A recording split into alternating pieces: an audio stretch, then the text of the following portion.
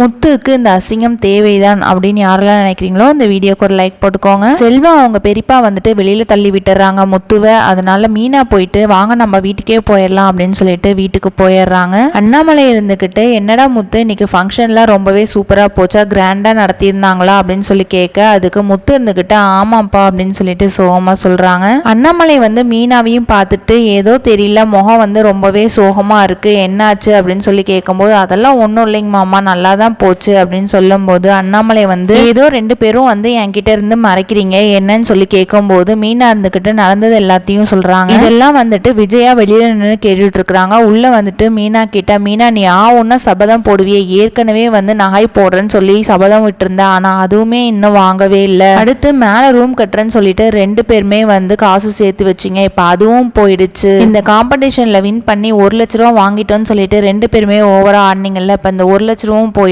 என்ன மீனா நீ சபதம் மேல சபதம் ஏற்கனவே அடிக்கிட்டே போனா இதுல ஒண்ணு கூட நடக்கவே இல்லை அப்படின்னு சொன்ன உடனே மீனாக்கு கோவம் வந்துட்டு முத்துவை பார்த்துட்டு முறைக்கிறாங்க. அடுத்து மனோஜ் ரோஹிணியும் வந்துட்டு கடைக்கு போறாங்க. அங்க வாட்ச்மேன் வந்து நிறைய சாப்பிட்டுட்டு இருக்காங்க. உடனே மனோஜ் வந்து ரோஹிணி கிட்ட இங்க பாரு எவ்வளவு சாப்பிட்றான் அப்படின்ட்டு, நம்ம கடைக்கு வர லாபம் எல்லாமே இதுலயே சரியா போயிடும் போலையாட்டிருக்கு, இவன் சாப்பிட்ற சாப்பாடு நான் சாப்பிட்டா கூட நானே வாட்ச்மேனா இருந்துக்குவான் போல அப்படின்னு சொன்ன உடனே ரோஹிணி இருந்துகிட்டு நீ என்ன வாட்ச்மேன்கா போற, நீ வந்து பிசினஸ் மேன், அதை மைண்ட்ல வச்சுக்கோ அப்படின்னு சொன்னோடனே ரோஹிணிக்கு வந்து ஒரு முக்கியமான கால் வருது. மனோஜ் எனக்கு ஒரு முக்கியமான கிளைண்ட் கூப்பிடுறாங்க, நான் வெளியே நின்று பேசிட்டு வரேன் அப்படின்னு சொல்லிட்டு போன் எடுத்துட்டு போய் நின்று பேசுவாங்க. கரெக்டா பார்த்தோம்னா பிஏ கால் பண்றாங்க. என்ன ரோஹிணி உன்னோட பையன் உன்ன மாதிரியே இருக்கான் போல அப்படின்னு சொன்னோடனே ரோஹிணி வந்து நம்பவே இல்லை. என்ன சொல்ற, எங்க இருக்க அப்படின்னு சொல்லி கேட்கும்போது இரு நான் போட்டோ எடுத்து அனுப்புறேன், உன்னோட பையன் வந்து வெளியில நின்று கிரிக்கெட் விளையாண்டுட்டு இருக்கான் அப்படின்னு சொல்லிட்டு போட்டோ அனுப்பிடுறாங்க. ரோஹிணி இது பார்த்தோன்னே ரொம்பவே ஷாக் ஆயிடுது. நான் வந்து இந்த போட்டோ வெளியில விடக்கூடாது அப்படின்னா நான் சொல்ற இடத்துக்கு நீ வரணும்னு சொல்லிட்டு ரோஹிணியை மிரட்டுறாங்க.